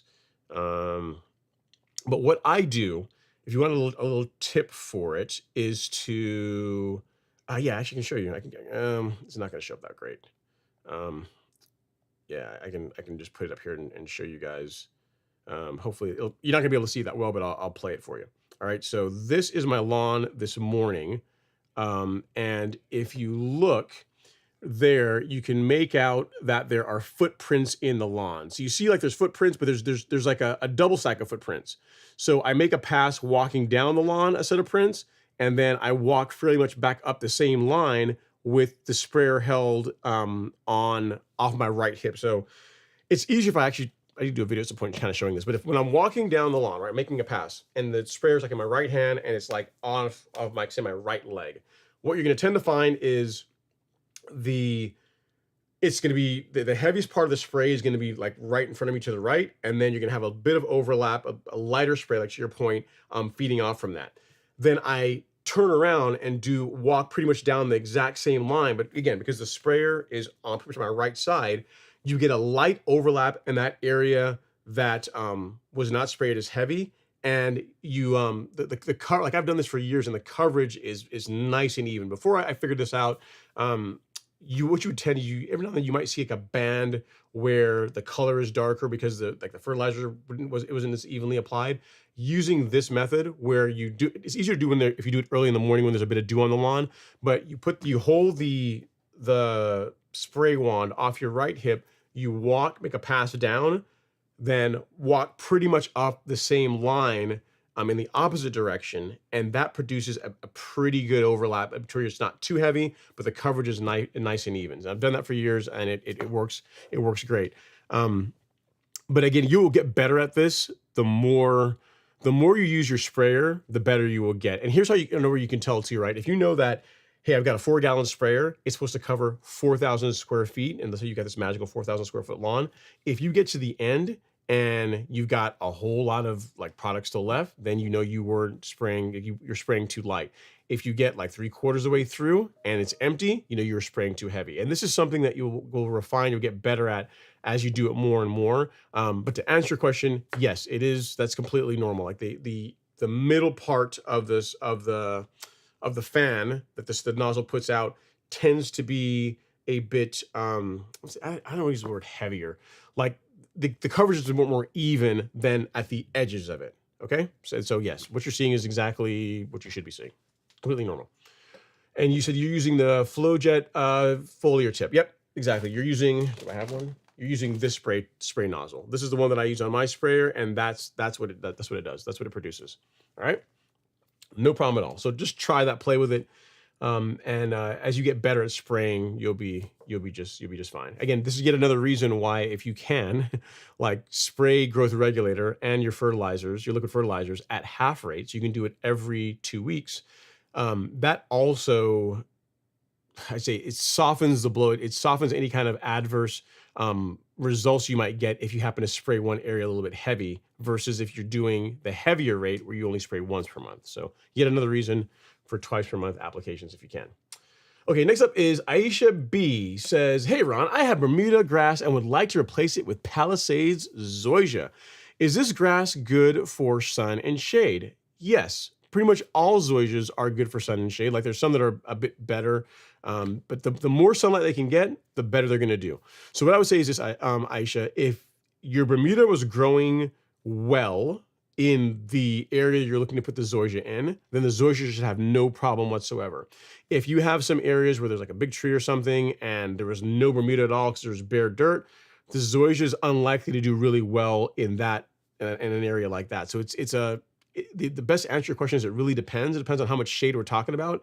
But if I guess a good a good way to gauge would be if the Bermuda was doing okay and you're just going to Zoysia because you want a different look and a bit better shade tolerance, then the Zoysia will be absolutely fine if the Bermuda was looking good. If the Bermuda was like non-existent, then the Zoysia could be a bit better, but it may not be what you want as far as like density and just in coverage goes. So it really depends on how much shade we're talking about. All right. Okay, next up is Leslie John. It says, hey Ron, what's the best cure for brown patches in your lawn? Is it reseed? Thank you. It depends on why you have the brown patches. If it's from damage from, like, say, this wouldn't really apply now, but say it's damage from like the winter, yes, reseeding is a strategy to go with for like a cool season lawn. If it's from disease, then I'd say, apply a fungicide, stop it from getting worse, and then allow the lawn to recover over time. This is especially true if, you know what, I should answer this question better. If you have a cool season lawn, cool season turf grass, then yes, seeding to fix bare or damaged parts of the lawn, once you have resolved the thing that caused the damage in the first place, is a strategy that can work. If you have a Bermuda or Zoysia or St. Augustine lawn, then I would not use grass seed to fix bare spots. What you can do is just wait and allow the grass, because all these grasses will spread. They have the ability to spread laterally. So you just wait and it will fill in over time, or you can transfer plugs from your lawn in areas that are doing really well into the areas that are struggling. So for warm season grass, Bermuda, Zoysia, St. Augustine, seeding to fix bare spots is a hard no. For your cool season lawns, then yeah, it's what a lot of folks, a lot of people do. But again, I would really only look at either plugging or seeding once we have resolved whatever it is that caused the problem in the first place. If you get like an active disease problem in the lawn, or you've got, I don't know, a lot of wear problems in the lawn or whatever it happens to be, if you put grass seed down or you plug that area, it's just going to come back again. You're not really fixing the issue. So once you have done the detective work of figuring out what was causing the problem, and we have fixed whatever it is that was causing the problem, then for recovery on a warm season lawn, wait. That's probably what I would do in most cases. Or you could plug it. And then for your cool season lawns, reseed would be an option. Okay. So hope that helps, sir. Without knowing what kind of grass you have, I had to give you like an answer for both. And yeah, so hopefully that is useful. Sorry you're dealing with brown patches in your lawn this time of year. Okay.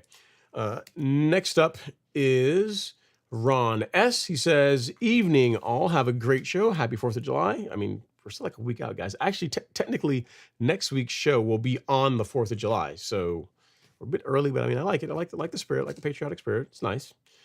All right, next up, we got Mr. Andrew Phillips. And guys, we have 100, little housekeeping. We got 100 plus folks in the live stream, only 46 likes. So if you guys would not mind, it's a small request on my part.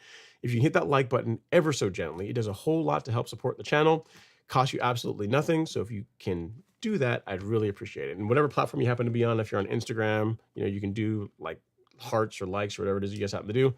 Just interaction is what I am asking for. So if you can do that while I look for the next question, I'm gonna take a sip of water. I'm not sure if LG's here, but I'll even put some intermission music on while I look for the next question and take a sip of my water. All right, we have Andrew Phillips. Okay, so next up we have Mr. Andrew Phillips. He says, thank God it's Friday. Hello, Ron. Looking forward to some turf talk. Happy upcoming 4th of July. I second what Jason Harrison said. I've been using PGR for almost 4 years, but this year I started earlier and I am always amazed. I would agree with you.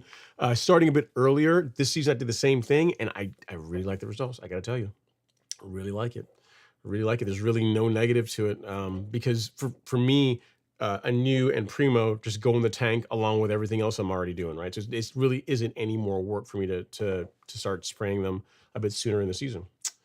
All right, next up is Michael Thomas. He says, yes, sir, I have a Revolution 20. However, I do have a large water roller that I can use to roll it. Yes, fertilizer went down along with the fungicide. Cool, man. You see, you're checking all the, I said, fungicide, check.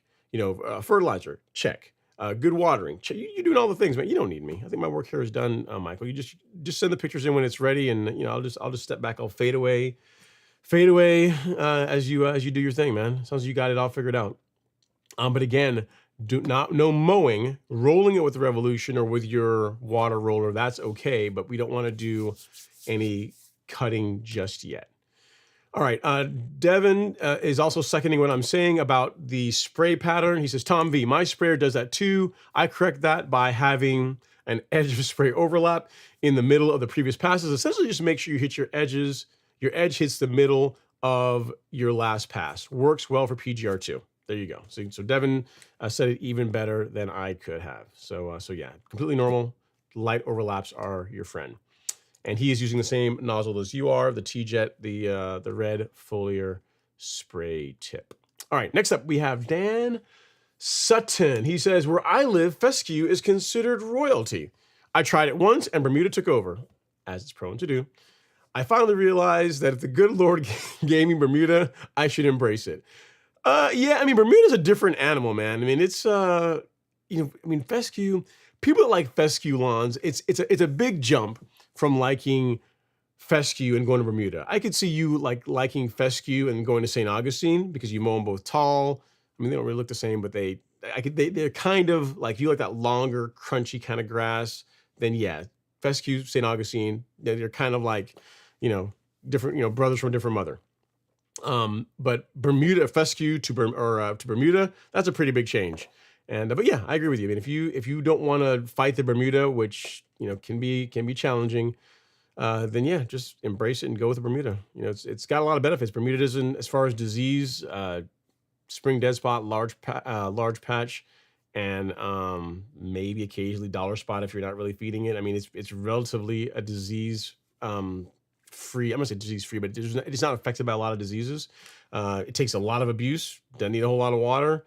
The only thing you have to have for Bermuda, the only non-negotiable for Bermuda is sunlight. It's got to have lots of sun, like all the sun, all the sun for it to do best. If you don't, as long as you got that, you're gonna be just fine. Okay, Joe Cox is up next. Says, good evening. Hope everyone is doing well.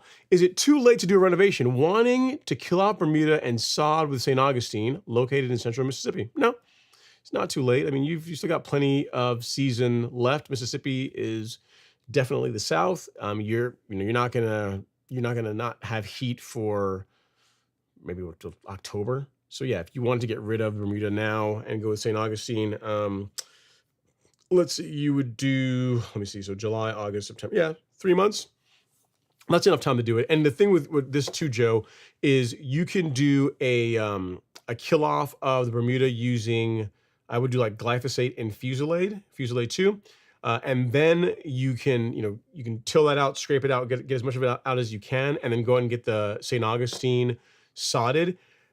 In your case, because you're going from Bermuda to St. Augustine, and Bermuda's pretty much going to be the weed at this point, get the Bermuda kill off done, get the St. Augustine in. Like I would not, you want to do as good a job as you can getting rid of the Bermuda, but more important than having like the Bermuda 100%, absolutely clean, there's no Bermuda whatsoever anywhere, like roots all out and everything, is to get the St. Augustine in so we can begin getting established. The reason why I say that is you have a way of controlling the Bermuda grass in the St. Augustine after the fact. So you say you go through, you do your round of glyphosate, Fusilade, get a lot of kill off, get rid of the Bermuda grass, you rake it out. For the most part, it's clean. It looks pretty good. Then you got and you sod your St. Augustine, get it rooted in, you mow it, feed it, start getting it established. As you get Bermuda breakthrough, which you will get at some point, then you can use recognition and Fusilade to clean that up. So I would not delay it by weeks and weeks and weeks trying to get every last bit of Bermuda out, because you've got a way to selectively control it. You see what I mean? So it's, in other words, you are not like Michael Thomason, who had Bermuda before and was trying to go or has gone to a different cultivar Bermuda. If you're going from Bermuda to Bermuda, then you need to do a really good job killing it off. Like I'd say 2 rounds at least to get rid of, to kill as much of it as you can, and then scrape it all out before you go from, say, 419 to celebration, or 419 to Tahoma 31, like what he's doing, because there's not a way, not yet anyway, there's not a way to selectively remove one type of Bermuda out of another. But there is a way to do that now with Bermuda and St. Augustine. So yeah, to answer your question, that was a long answer, but yes, you can absolutely go forward with your renovation. You are going to eventually have to invest in like a recognition fusillade kit, but I mean, it works great, and it's a great way to manage Bermuda grass in your soon to be St. Augustine lawn. All right. Great question. Okay, next up is Ray Ross. He says, perfect. Thank you, Ron. I've been doing Primo and I had no tip burn, but added a new recently and noticed some burning or bronzing. Just want to make sure I wasn't screwing up something as I can do. No, you shouldn't be. But if you want to back the rate down of, if you're seeing a bit of tip burn after you add the Anew, you can reduce the rate on the Anew a little bit if you want, or reduce the rate on Primo. I would back the rate down on one of them. If it happens again, so if you spray again and you're still noticing, hey, I'm getting a little bit of discoloration, then you can reduce the rate slightly, and then that really should go away. Okay. Next up, we have Gavin Moore. He says, hey, Ron and lovers of lawns, what is a good herbicide to kill the dreaded spurge weed? Miss Green needs help. Gavin, you did not tell me the most important information I need to answer this question as good as I can, which is, what kind of grass do you have? If you have Bermuda, if you have warm season grass, then I would go with Celsius. Celsius will work well. And actually, you know what? I can give you I can answer for this, assuming you don't have St. Augustine or Centipede. A good catch-all that will also do Spurge is a three-way like this. If you go to shop and then weed killer, and I think it's on the second page. I think so. Yeah, so triad. So this three-way got 2,4-D, MC. Oh, with the other two are in it, but I mean this is labeled to control Spurge. If we look at the label and make sure I'm not lying to you, pretty sure it's on here. Yep, there you go, right there, Spurge, right? So Spurge is on the label. So this, and the nice thing about this is that you can use this on both cool season and warm season lawns outside of St. Augustine and Centipede. Like on the label, there is a section that I mean, I've already passed it, that talks about what grasses tolerate it well and which grasses do not. So I can find it. There's a nice chart that they provide. They say these grasses will be okay. These grasses not so much. I thought it's in here. Maybe I'm wrong. Yeah, there's a section, but long and short of it is you don't want to use. Yeah, here we go. Yeah, so you don't want to do this on St. Augustine or Centipede grass. They say dormant if it's okay, but I would not use them on Centipede or St. Aug. But if you got Bermuda, it'll work. If you got Zoysia, it'll work. Ryegrass, fescue lawns, it'll be just fine. But for me though, if you have a warm season lawn, I would use Celsius. That is what I do to control Spurge in my lawn, because it doesn't really have temperature restrictions. So as far as discoloration goes, you're going to see less. You shouldn't see any really if you're doing it correctly, but you'll see very little discoloration using Celsius to control Spurge, especially this time of the year when it's getting hotter, versus using a three-way. All right. So if you got Bermuda, go with Celsius. If you don't have Bermuda, go with like a three-way would be fine. Okay, so I'm going to give you the link just to the weed killer collection, and you can look for yourself. Oh yeah, Kentucky bluegrass. I'm looking here, KBG. So yeah, so in your case, then I would do the three-way. Okay, so I'll just send you a link to that. You can read the label for yourself. But yeah, this should be fine on your KBG lawn. Gavin and that. Okay. All right. Next up is Sean G. He says, hey, Ron, I put down some Pillar SC this evening and watered it in with the sprinklers. Now we are getting about 1 hour of pretty heavy rain. Any concern? Everything I put down will wash away? Nope. It'll be fine. No need to worry about it. It'll be fine. It's not going to wash away. Next up is Andre Taylor. He says, happy Friday, everyone. What's going on, Andre? And then next is Stuart Rowan. He says, my dad is mad. Mad.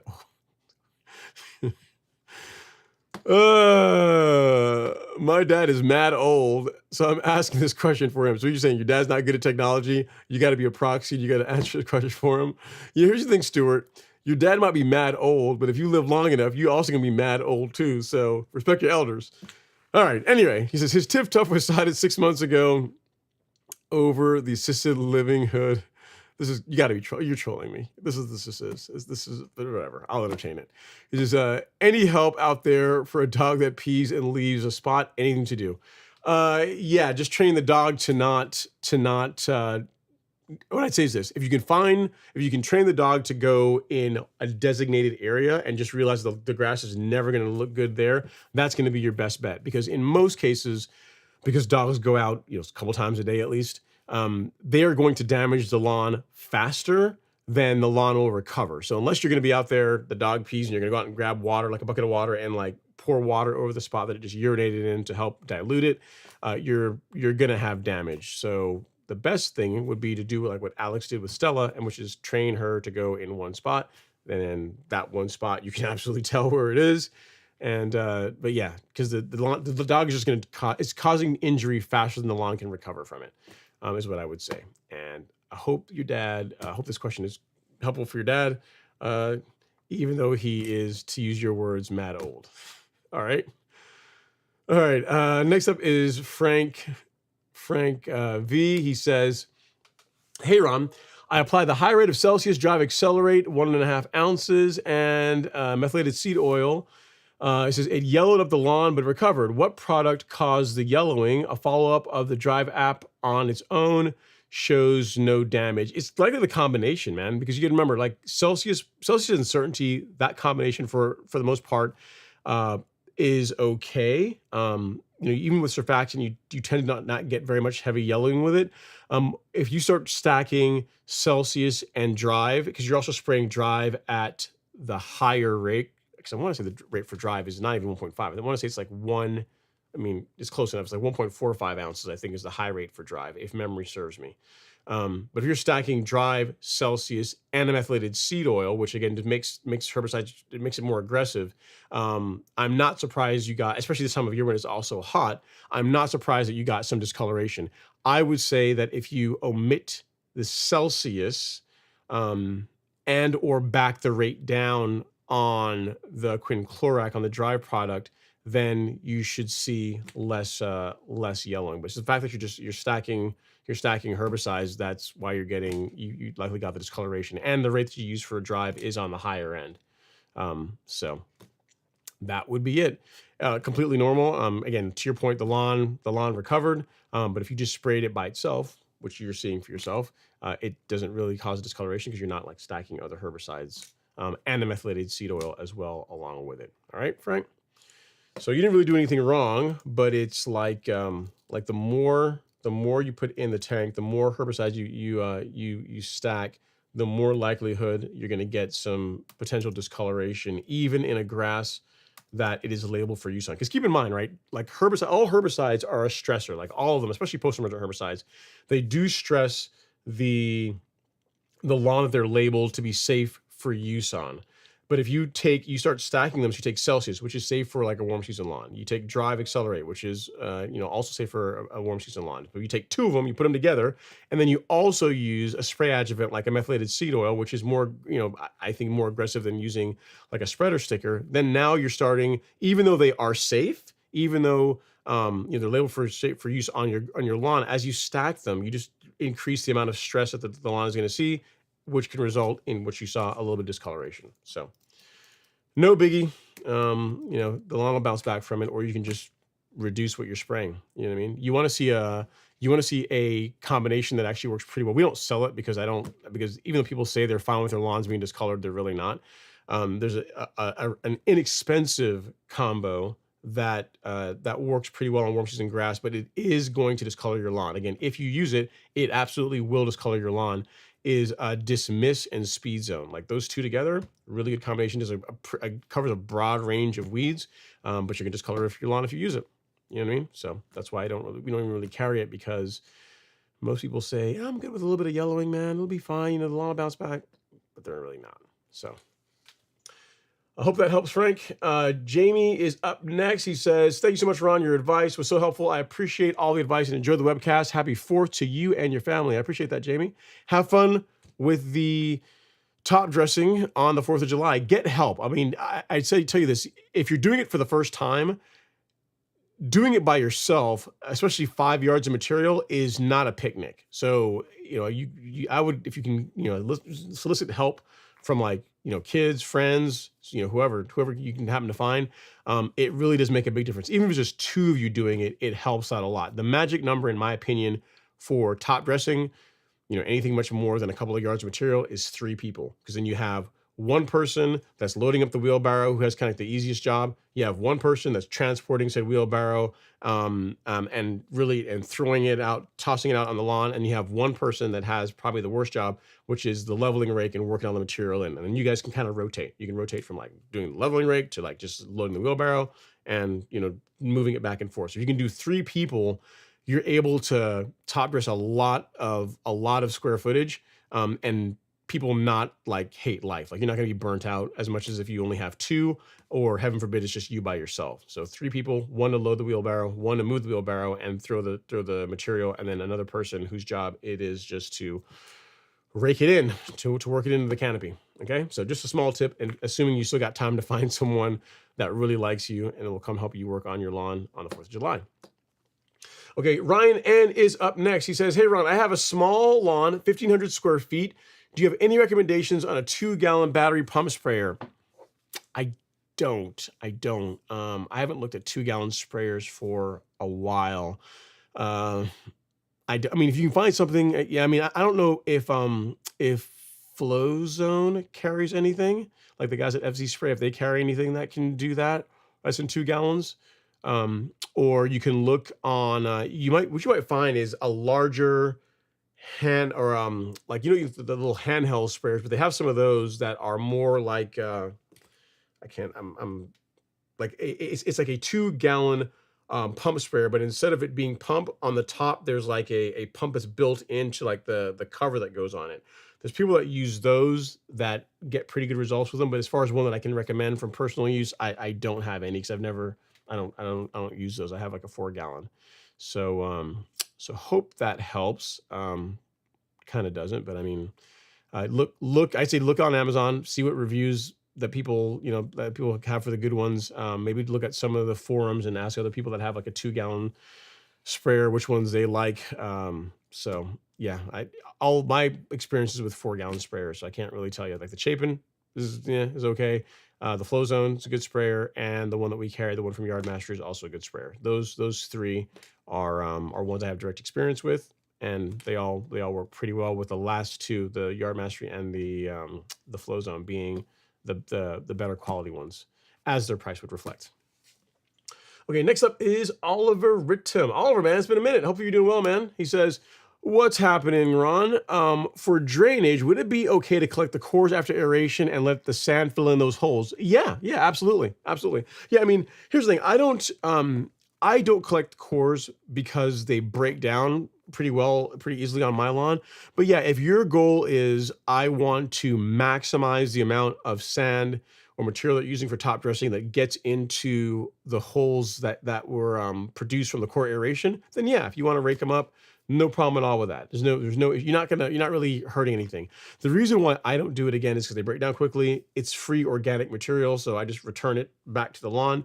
But if you want to do that, there's no negative whatsoever in doing that at all, other than the additional time that it takes, Oliver. And yeah, getting more sand into the soil profile is going to improve drainage. Like I tell folks all the time, like the biggest benefit that I didn't expect from leveling my lawn the first time I did it is just how much better the lawn drains. Like, it's a night and day difference in how much better water like infiltrates the soil profile versus before you top dress with some sand. So hope that helps, sir. Keep us posted as far as well it goes. And if you get a chance sometime, man, send us pictures. I know your lawn was looking really solid last year. I haven't seen any pictures this season as yet. So whenever you're happy with it, send us some pictures so we can see what you're working with. All right. You always do a really good job with your lawn. I like to keep up with it if I can. Okay. Next up is Helio C says, what's the best fungicide to use for St. Augustine grass in Central Texas? Same fungicide that I would use on Bermuda or really any other lawn. I'm a fan of combination products. So if you want a granular Helio C, you could use Headway G. If you like liquid, you can use Pillar SC. So If you go to the golf course lawn store, and if actually I think this is right here, if you just go down to fungicides and more, if you like granular, Headway G would be your jam. If you like liquids, Pillar SC would be the one you would go with. Either one of these will work well on St. Augustine. It'll work well on really any grass. So it's not something that's only specific to St. Augustine. But some people tend to like granular products better. So Headway would be what I would use, and then Pillar SC if you like liquids. The benefit is for the liquids, if I'd push you this way, is the cost per application is less for the liquids. And if you have to spray anything else, because it's a liquid, you can also stack that along with your fungicide spray if you wanted to. So that's a benefit that liquids have that granulars do not. But granulars for some people are easier to apply or more convenient. So either one of these will work well. I'll send you a link to where you can find them, or you can just go to the home page and click on like the fungicide little tick there, and it'll take you to them. But I'll make it easier for you, Jose. This is what I would one of those two is what I would go with. And another thing I didn't mention is that both of them have two modes of action. In both Pillar SC and Headway G, there are two fungicides in both products. All right, so Pillar SC has pyraclostrobin and tritaconazole, and then Headway G is azoxystrobin and propiconazole. So they're both dual modes of action fungicides. So they're both excellent products, broad spectrum control. You won't be unhappy with either one of them. All right. Okay. Next up, we have. Let me actually save that because that was a really good question. Next up, we have Frank V. He says torpedo grass isn't fun to take out. No, it isn't. You know the problem with torpedo grass? I mean, I think quinclorac is labeled to control it, but the problem is torpedo grass often grows in like St. Augustine lawns, and the herbicide is actually decent for controlling it. You can't use on St. Augustine or centipede. So yes, it can be a challenge. It can be a challenge. Let's see here. Heliosi says, when's the best time to apply the golf course lawn liquid fertilizer with iron? A day before I mow or the day after I mow? I would do it the day after you mow is what I would recommend. Heliosi. Either way can work, but I mean the day after, the day of or the day after is what I would do. I would not go out and put out like a liquid fertilizer, and then let's say you did it in the afternoon and the following day go mow the lawn, because you're literally going to be cutting off leaf that could still be absorbing and still taking in some of the product. So I am a fan of doing foliar applications after a mow. So mow and then spray. All right. Frank V says, thank you, Ron. Appreciate the help. You are very welcome, sir. Happy to help out. The next up is Brandon B97. He says, I have a mix of grasses in my lawn. I'm looking to swap out for Bermuda and have a putting green. Currently, mostly St. Augustine. Okay, so your question is you want to selectively remove St. Augustine out of Bermuda. If that is the question, you can use like quinclorac product. Something like Drive Accelerate is a good one. So I'll show you real quickly here. Brandon, if you go to the golf course lawn store, you go to shop and weed killer. You can use, I think we've got Drive. Yeah, we got it here. So you can use Drive. Like this is really good. Like, Bermuda tolerates this very well. Centipede, St. Augustine, not so much. You're going to want to use a surfactant along with it, or a methylated seed oil. That can also work well too, either one. But I recommend surfactant for most people. So this and Drive, the Bermuda will tolerate it just fine, and it will selectively get rid of the St. Augustine. So this is what I would go with if it were me, where I had a Bermuda lawn and I'm looking to get rid of the St. Augustine without nuking the Bermuda in the process. Okay. So let me, I'll give you, well, you're on Instagram, so I'll post it, but I don't think it's going to be clickable for you on Instagram, but just go to the golf course lawn store, go to shop, and then weed killer, and then it's going to be listed there. Okay. All right. And let's see, I think we're running down, guys. I'm trying to see if there's any questions that I missed or anyone that sent me videos that I had to show off. No, I've showed pretty much everything, I believe. I think we are good to go. I think we're good to go. It's been a quiet night. I guess folks are kind of out of the town, getting ready to travel for I know next week, so a lot of folks are taking time off for the holiday. So maybe that's why we're having a slower night, but I'll take it. I'll take it. On that bombshell, we'll cue the outro music. Guys, I really appreciate you guys taking some time. Actually, no, we got one more. Hang on, what am I doing? I think I see a question here, but didn't come through from in the chat. It's Louis P86. He says, is there a pre-emergent for Dallas grass? Thanks for all you do. Not one that I found that works well, Brandon. B. Actually, let me stop this and get some more, get a couple more questions. And then another one. I'm not sure why this didn't come through in the chat. It's interesting. Let's see. What did I break? Yeah, I don't know. I'm not sure why it didn't pop through, but I'm seeing it here. So we got a question. This one is from from Asian Dad. He says, you guys can't see it, I'll just read it. He says, it appears my grass is experiencing slow growth after 5 days without much growth. Could the heat be the reason behind the minimal growth of my Bermuda grass? Yes. So with if you're with all the heat we've been getting and not much rainfall, Bermuda, it can slow down, especially if you're not watering it. I mean, we've been really spoiled really up until like 2 weeks ago, where we've been getting lots of rain every single week. Like, it really hasn't been a week where we have not gotten rain.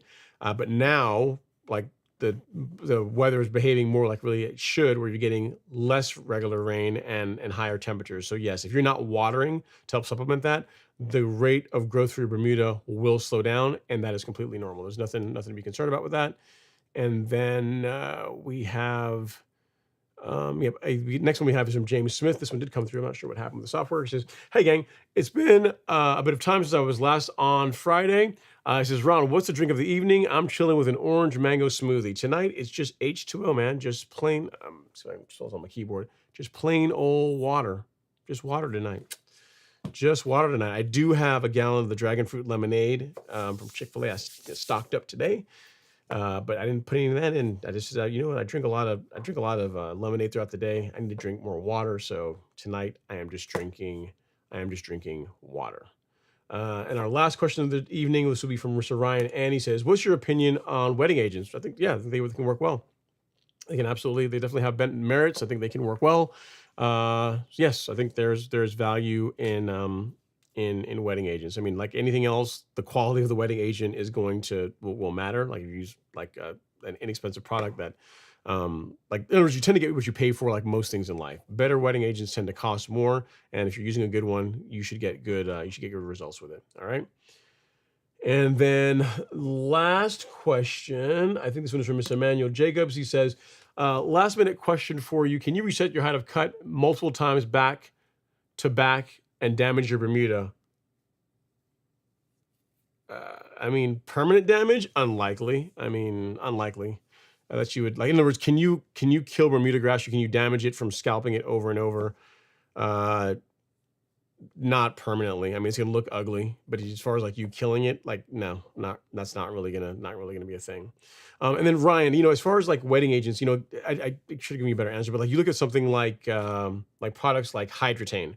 Like, those are wetting agents that work, or moisture managers that work really well. There are other ones, like there's like Helena makes one. Like everyone has one, but there's one called Reservoir that's also pretty good. But like these, where is it? Soil moisture management. These are ones that people use and get good results with. Like, this one is for localized dry spots. And both of these are moisture managers that this time of year will help reduce the amount of water your lawn needs. So yes, there is definitely merit to them. Use a good one. Ideally, have a moisture manager in the soil before the conditions show up that it's actually required for. So in other words, if your lawn is starting to see drought stress already, starting to lose its color, and you want to use like a moisture manager, you're gonna get some benefits from it. Yes, but it would have been better if you had applied it 2-3 weeks before, when things were still well, that it's gonna perform better that way, versus waiting until the actual you're seeing stressful conditions in the lawn, if that makes sense. All right. A few more questions popped in. Next up is James. I'm heading out to Badwater in Lone Pine, PA after a 135-mile race. What, James, just why? You must be a professional, like, I guess marathoner. I guess, what are you, like an ultra marathoner? Like, you must do this for a living, because no one, like, just without being paid for it or getting chased by someone like runs 135 miles. We have these things called cars, man. They work really well. You got air conditioning. You can have live stream on, listen to podcasts. They're kind of cool. I don't know about like running 135 miles if, the best thing. But at any rate, you said you'll be back more regularly. That's cool. Would love to have you back on the show. You always have great questions. And then Maxwell Perry says, do you ever pull cores to find out if the lawn needs to be watered? No, I not really. I don't typically do that. I look at the color of the lawn. What I tend to see, Maxwell, is when the lawn is starting to see some stress, the vibrance, it's kind of hard to explain, but it tends to start getting a more of a dull look to it. Not to the point where it's starting to lose, go dormant or like turn brown as yet, but just the nice vibrant green just starts to get a bit more dull. And if I go look at it and I look at the leaf blades, they will tend to be more curled, which is also an indication of the lawn being, just needing some water on it. So pulling cores is definitely a way to do it, but just visually looking at the lawn, you can often see that, yeah, I need to put some water on this. And then next up is James Smith. He says, I have a thought about a coming show. How about Tools of the Trade show? I could do that, but it has to be like outside, right? So Tools of the Trade, mower, string trimmer, sprayer, spreader. I got a video on that, James. I think I can actually link it. It's an older one, but the list really hasn't changed that much. But it's like, let me think. This is an older shorts. Yeah, I may have to go look. Maybe I call it equipment. Yeah, here we go. Golf course lawn equipment from like 2020. It's like a really old video. But yeah, this video is like a Tools of the Trade video from like way back when. And I still have a lot of that equipment of the trade, like that video. Okay. And then next up is I'm the Ultimate Hatchback says, are you also on Facebook now? Also, I'm on both. I'm on both Facebook and YouTube. I should be, unless the stream on Facebook went down, but I'm multicasting to YouTube, Facebook, Instagram, and X/Twitter. All right. Well, guys, I believe that is it. That's all we have for the show this evening. Again, really appreciate you guys taking the time to come hang out tonight. As always, we have an assortment of fertilizers, fungicides, whatever you need to help get your lawn looking golf course lawn ready for the 4th of July. There's still time, but if you got an order in for the micronutrient to get it out on its way to you, you'd have it before the 4th. But between now and then, what I would say is take this time to work on your lawn, mow it, enjoy how far you've come, even though it's not necessarily maybe where you want it to be. That's all of us. Just enjoy the fact that you're out there on America's birthday with friends, with family, maybe having a beer if that's your thing, and just having some fun on the lawn. Thank you guys so much. I will see you guys next week, a week from now, which will be on July 4th. We'll still do the show on Friday. And again, if I can help with anything, don't hesitate to reach out. Have an amazing weekend.